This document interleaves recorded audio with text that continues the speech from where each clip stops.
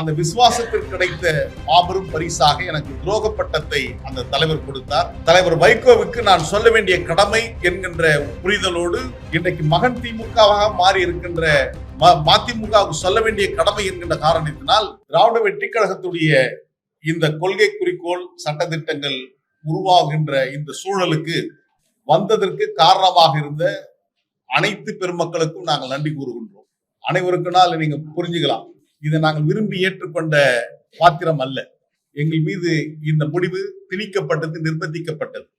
32 ஆண்டு காலம் ஒரு தலைவருக்கு 100% விசுவாசமாக இருந்தவன் நாங்கள். ஆனால் அந்த விசுவாசத்திற்கு கிடைத்த மாபெரும் பரிசாக எனக்கு துரோக பட்டத்தை அந்த தலைவர் கொடுத்தார்.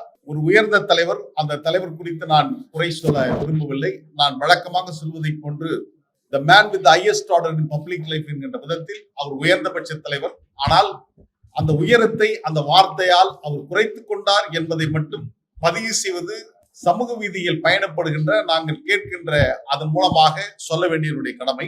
ஆகாது என்று ஒதுக்கப்பட்ட கல்லே கட்டிடத்தின் மூளைக்கல்லாக ஆனதை போன்று நாங்கள் எல்லாம் ஆகாதவர்களாகி கொண்டு எங்களை வெளியேற்றியதன் காரணமாக இன்றைக்கு கொள்கை சார்ந்த ஒரு திராவிட வெற்றி கழகம் என்ற ஒரு இயக்கத்தை நாங்கள் உருவாக்கி அதற்கு பெயர் சூட்டி கொடிகளை அறிமுகப்படுத்தி இன்றைக்கு சட்ட திட்டங்களை வெளியிடுகின்ற நிகழ்வும் தேர்தல் ஆணையத்தில் பதிவு செய்கின்ற நிலைகளும் நடந்திருக்கிறது.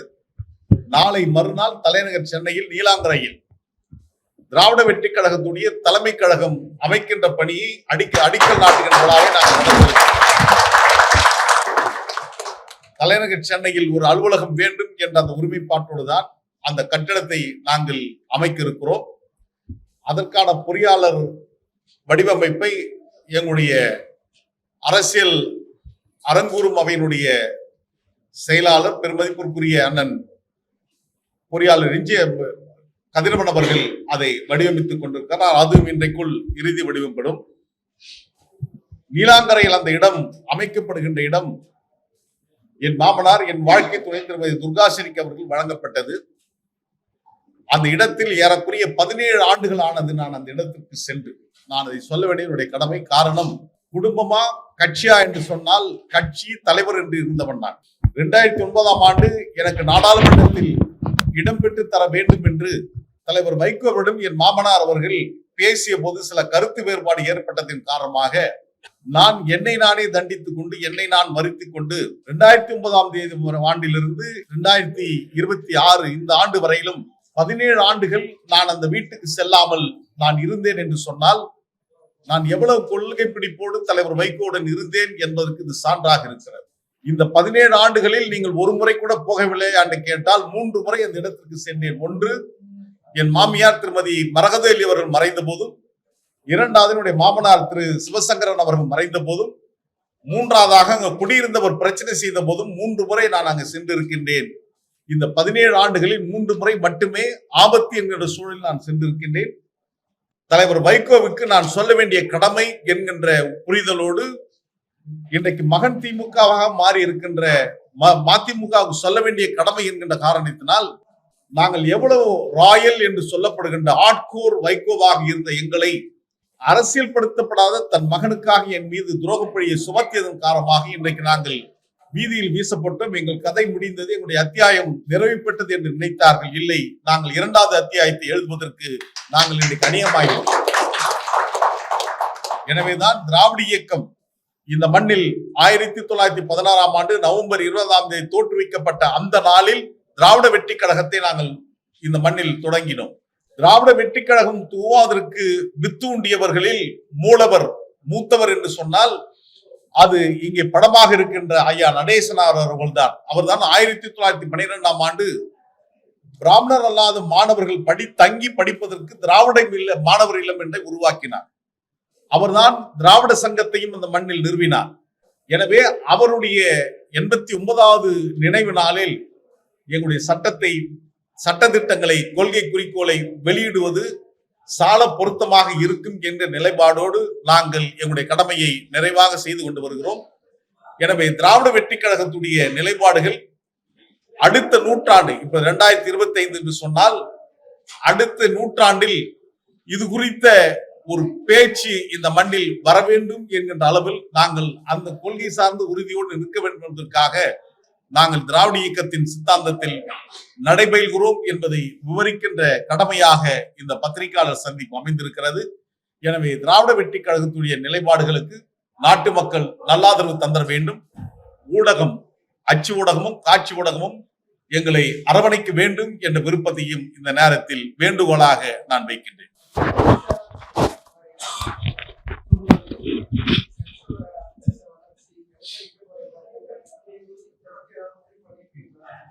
அது குறித்து விரிவாக நாங்கள் ஏற்கனவே பேசியிருக்கிறோம். திராவிட இயக்கத்தின் கருத்தியலில் இருந்து விலக முடியாது. அந்த கருத்தியலில் அழுத்தமாக தடம் பதிக்க வேண்டும் என்ற விருப்பம் சார்ந்துதான் எங்களுடைய தேர்தல் களமும் அமையும் என்பதையும் நாங்கள் ஏற்கனவே கடந்த காலத்தில் சொல்லியிருக்கிறோம்.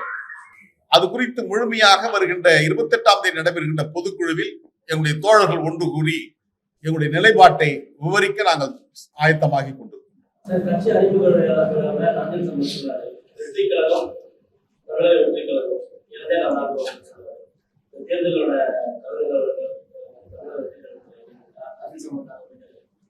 இல்ல, அண்ணன் நாஜர் சம்பத் அவர்கள் எங்கள் மீது மிகுந்த நட்பும் நேசமும் கொண்டவர். அவருக்கு ஆபத்து ஏற்பட்ட போது நான் இப்பொழுதும் குற்ற உணர்வோடு தான் நிற்கிறேன் என்று நான் தொடர்ச்சியாக சொல்லிக் கொண்டு வருகின்றேன். அவருக்கு மதிமுகவில் பிரச்சனை ஏற்பட்ட போது நான் வாய்மூடி மௌனியாகத்தான் இருந்தேன். ஆனால் எனக்கு பிரச்சனை ஏற்பட்ட போது தட்டி கேட்கின்ற ஒரு துணிச்சலோடு அவர் வீதிக்கு வந்து எங்களுக்காக வாதாடியவர். எனவேதான் திராவிட வெற்றி கழகம் பெயர் சுட்டுவதற்கு முன்பாக எங்களுடைய திசை வழியை தீர்மானிக்கின்ற கொடியை அறிமுகப்படுத்துகின்ற விழாவிலும் செப்டம்பர் 15 பேரறிஞர் அண்ணா பிறந்த நாளில் அந்த கொடியை அறிமுகப்படுத்துகின்ற விழாவில் பங்கேற்றார். பெயர் சூட்டுகின்ற நவம்பர் 20 அன்றும் அண்ணன் சம்பத் அவர்கள் பங்கேற்றார்கள். அவர் இன்றைக்கு தமிழக வெற்றி கழகத்தில் இணைந்திருக்கிறார். அது குறித்து அன்னைக்கு பேசியிருக்கலாம். வெற்றி பெற வேண்டும் என்ற அந்த நோக்கத்தோடு அவர் சொல்லியிருக்கலாம். எனவே வெற்றி பெற வேண்டும் என்ற தாக்கத்தோடு தான் நாங்களும் களத்தில் நிற்கின்றோம். நல்ல வாய்ப்பு கிடைக்குமேனால் நிச்சயம் நாங்கள் தேர்தலில் போட்டியிடுவதற்கு ஆயத்தமாக இருக்கிறோம் என்பதையும் நான் பதிவு செய்கின்றேன்.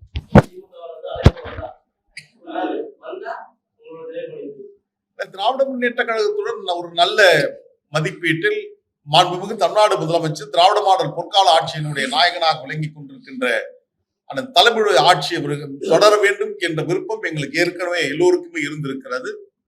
ஒரு நல்லாட்சி தந்திருக்கிறார். அந்த ஆட்சி தொடர வேண்டும் என்ற விருப்பம் எங்களுக்கு இருக்கிறது. எனவே கூட்டணி என்பது தேர்தல் காலத்தில் இது குறித்து இன்னும் திமுகவை இன்னும் குழு அமைக்கப்படவில்லை. கூட்டணி உறுதிப்படுத்தப்பட்டிருக்கிறது. ஆனால் எந்தெந்த தொகுதி யாருக்கு எவ்வளவு தொகுதி என்பது இன்னும் இறுதி செய்யப்படாத நிலையில் அது குறித்து நாங்கள் இன்னும் கருத்து தெரிவிக்க வேண்டிய கட்டாயம் இன்னும் காலகட்டங்கள் இருக்கிறது என்பதாக நான் உணர்கிறேன். 22ஆம் தேதி அவர்கள் 22ஆம் தேதி அறிவிச்சிருக்கிறாங்க. அதுக்கு பின்பாக நாங்க அது குறித்து எங்களுடைய தோழருடன் பேசி அது குறித்து முடிவெடுப்போம். நிச்சயம் போவோம். நாங்க எல்லாம் தமிழ்நாடு முழுவதும் நாங்க வந்திருக்கிறோம். தமிழ்நாடு முழுவதும் எங்களுக்கான வாய்ப்புகள், தமிழ்நாடு முழுவதும் எங்களுடைய தோழர்கள் வலுவான கட்டமைப்போடு இருக்கிறார்கள். நாங்க தான் சொல்றோம், ஏற்கனவே 60-70% கடந்து நாங்கள் அமைப்பு போட்டிருக்கோம். ஒவ்வொரு தொண்டரும் ஒரு 100 ஓட்டு பெறுகின்ற விதத்தில் நாங்கள் இருக்கிறோம்னா ஒவ்வொரு தொகுதியிலும் சில ஆயிரம் வாக்குகளில் வெற்றி வாய்ப்பு தீர்மானிக்கப்படுகின்ற களத்தில் அந்த வாய்ப்பை தீர்மானிக்கின்ற அந்த களத்தில் திராவிட வெற்றி கழகம் நிச்சயம் இருக்கும் என்ற நம்பிக்கை எங்களுக்கு இல்லை. இது ஒரு வரைவு அறிக்கை தான் எங்க கிட்ட கொடுத்திருக்காங்க. இதுல இன்னும் கூடுதலா சேர்க்க வேண்டியும் இருக்கும், ஒருவேளை நீக்கப்படுவதற்குமான வாய்ப்பு இருக்கும். இதுல நீங்க துவக்கத்திலே நீங்க பாத்தீங்கன்னா ஒரு கட்சியினுடைய ஒரு தலைமை நிர்வாகத்தில் நாங்க இருக்கிறோம்னா நாங்கள் 2 முறை 10 ஆண்டுக்கு மேல இந்த பொறுப்பில் நாங்கள் நீடிக்க கூடாது. இது ஒரு அதிகார மையமாக உருவாகி கொண்டிருக்கிறது அரசியல் என்கின்ற காரணத்தினால் அந்த புரிதலோடு தான் இப்ப நான் ஒருங்கிணைப்பாளராக இருக்கிறேன்னா இந்த 10 ஆண்டுக்கு மேல நான் நீடிக்க கூடாது அந்த பொறுப்புல. அடுத்தடுத்துக்கு வேற யாரும் தான் வரணும். அந்த ஜனநாயக கட்டமைப்பை திராவிட வெற்றி கழகம் உறுதிப்படுத்துகிறது. தலைமை கழகத்தில் இருக்கின்ற நாங்கள் 10 ஆண்டுகளுக்கு மேல நாங்க நீடிக்க கூடாது என்பது உறுதி செய்யப்படாது. அதை மட்டும் யாரும் நீக்க முடியாது. நாங்கள் ஆலோசனை வழங்குகின்ற இடத்துல அடுத்த இடத்துக்கு நிக்கலாம். திராவிட இயக்கம் எந்த வழியில போகணும் என்பதற்கு ஒரு ஆலோசனை சொல்லுகின்ற இடத்தில் நாங்கள் இருக்கலாம். ஆனால் அந்த பொறுப்பில் நாங்கள் நீடிக்க முடியாது என்பதுதான் திராவிட வெற்றி கழகத்துடைய ஒரு உறுதியான நிலைப்பாட்டை வைத்திருக்கிறோம். அதோடு மட்டுமல்லாமல் இந்த சட்டத்திட்டங்களை தமிழிலும் அச்சிட்டு ஆங்கிலத்திலும் இதே புத்தகத்திலே வெளியிட்டிருக்கிறோம். ஏறக்குறைய நான் அறிந்த வரையில் தமிழிலும் ஆங்கிலத்திலும் ஒரே புத்தகமாக வெளியிட்டிருக்கிறது திராவிட வெற்றி கழகமாகத்தான் இருக்கும் என்று நான் கருதுகிறேன். எனவே நீங்க கேட்கலாம், நீங்க ஏன் அந்த நிலைப்பாட்டு வரீங்க வாரிசு அப்படின்றீங்கன்னா, நாங்க வாரிசுக்கு எதிரானவர்கள் அல்ல. நான் சகோதரர் துரை அரசியல் வர வேண்டும் என்று பேசியவன் நான். ஆனால் வாரிசு வருகின்றவர்களை அரவணைக்காத காரணத்தினால் தான் பிரச்சனை ஏற்பட்டது. எனவேதான் நாங்கள் இந்த நிலைமைக்கு வந்திருக்கிறோம். எனவே திராவிட வெற்றி கழகத்தினுடைய நிலைப்பாடுகள் தெல்ல தெளிவாக இதில் நாங்கள் விளக்கி இருக்கிறோம். தொடர்ச்சியாக இதில் நாங்கள் சில மாற்றங்கள், சிறிய மாற்றங்கள் இருக்கலாம். ஆனால் அந்த மைய இடையில் எந்த மாற்றமும் இருக்காத அளவுக்கு எங்களுடைய பயணத்தை நாங்கள் தொடருவோம். நான் சொன்ன மாதிரி 10 ஆண்டுகள் வாய்ப்பு இருந்தா 10 ஆண்டுகள் நீடிக்க முடியும் இந்த பொறுப்புகளை. 2 முறை இல்லைன்னா நீடிக்க கூடாது என்பது, அதுக்கு மேல நீடிக்க கூடாது. அவர் ஆலோசகராகத்தான் இருக்க முடியும். இது கிளைக்கழகத்திலிருந்து வந்துகிட்டே வரலாம், கிளைக்கழகத்திலிருந்து மேல வரலாம். ஆனால் உயர்ந்தபட்ச உச்ச பொறுப்புல இருக்கிற அந்த ஹார்ட் ஆஃப் தி பாடின்னு சொல்றோம் இல்லையா, அந்த ஹைகமாண்ட், அந்த ஹைகமாண்ட்ல இருக்கிறவங்க 10 ஆண்டுக்கு மேல அந்த பொறுப்புல நீடிக்க முடியாது. நாங்களெல்லாம் ஆலோசகர்களாக இருந்து வழிநடத்தும். உங்களுடைய வெறுப்புக்காக உருவாக்கப்பட்ட கட்சியா அல்லது பொதுஜன மக்களுக்காக உருவாக்கப்பட்ட கட்சியான்றது ஒரு சந்தேகம் இருக்குல்ல. அரசியல் என்பது மக்களுக்காக ஒன்றுதான். எனவே விருப்பு என்பது இதில் நான் உறுதியா தலைவர் வைகோவுடன் பயணம் செய்வேன். நான் உறுதியாக இருந்தவர். எந்த சூழலிலும் நான் மேடையில் பேசியதை நான் இப்போது சொல்றேன். நான் கண்டதும் கொண்டதும் ஒரே தலைவர் வைகோ நான் பேசினேன்.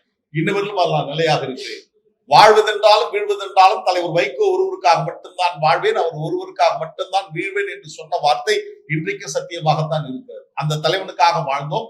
ஆனால் அந்த தலைவர் எங்களை பயன்படுத்திக் கொள்ளாமல் இன்றைக்கு ஒரு பெரிய ஒரு விஸ்வரூபம் எடுக்கின்ற விதத்தில் திராவிட வெற்றி கழகம் வருவதற்கு அவர் மானசீகமாக எங்களை வாழ்த்தி அவர் அனுப்பியிருக்கலாம் என்ற எண்ணமும் எங்கள் ஆழ்மனதில் இப்ப ஒரு பிளவு ஏற்படுத்தாதான், மதிமுக பிளவு ஏற்படுத்தாதான். ஏற்கனவே அது பலமுறை பல பிளவுகளை சந்தித்திருக்கிறது.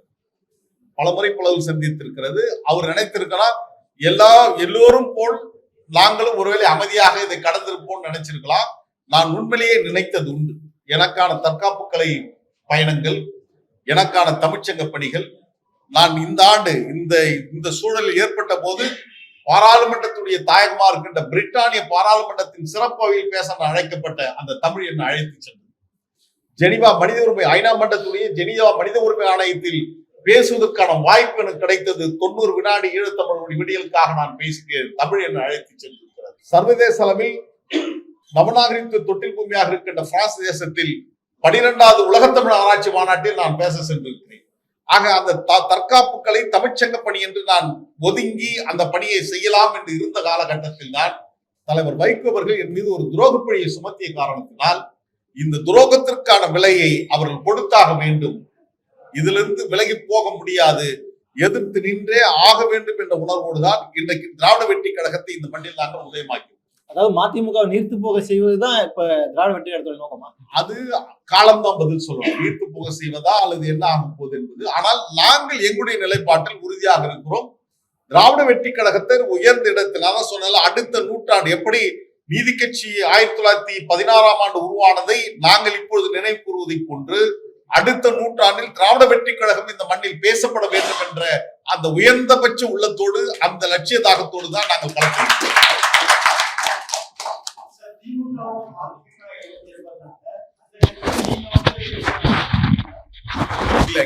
கட்சி என்பதை கடந்த ஆட்சி ஏனென்று சொன்னால் இன்றைக்கு அநேகமாக பிறை பார்த்து துவங்கி பிறை பார்த்து முடிக்கின்ற புனித ரமலான் மாதம் துவங்குகின்ற நாள் என்று நான் நினைக்கின்றேன்.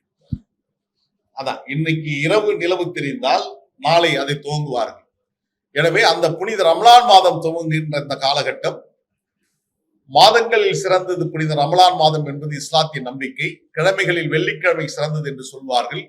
இரவுகளில் லைலத்துல் கதிர் என்று சொல்லப்படுகின்ற திருமறை குர்ஆன் இறக்கப்பட்ட நாள் அந்த நாள் என்று சொல்வார்கள்.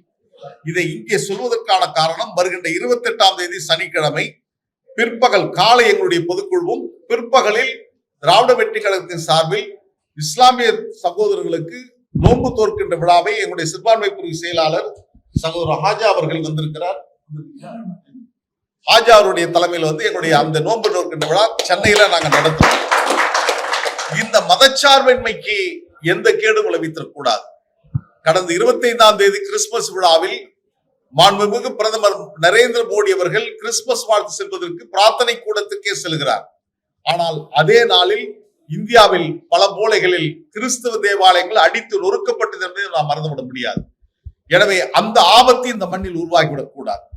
இங்கே தென்னிந்தியாவை பொறுத்தவரையிலும், குறிப்பாக தமிழ்நாட்டை பொறுத்தவரையிலும் திராவிடர்கள் ஆரியர்கள் என்ற அந்த இன வேறுபாடுதான் இருக்கும். ஆனால் வட இந்தியாவில் இந்து முஸ்லிம் என்ற அந்த மத வேறுபாடுதான் அங்கே இருக்கிறது. எனவே இந்த வேறுபாடு இந்த மண்ணில் உருவாகி ஒரு கலவர பூமியாக மாறிவிடக் கூடாது என்கின்ற காரணத்தினால்தான் நாங்கள் அழுத்தமாக திராவிட இயக்கத்தின் தத்துவங்களை மதச்சார்பின்மை பாதுகாக்கின்ற விதத்தில் இந்த அமைப்பை நாங்கள் உருவாக்கி அதை முன்னெடுத்து செல்கிறோம்.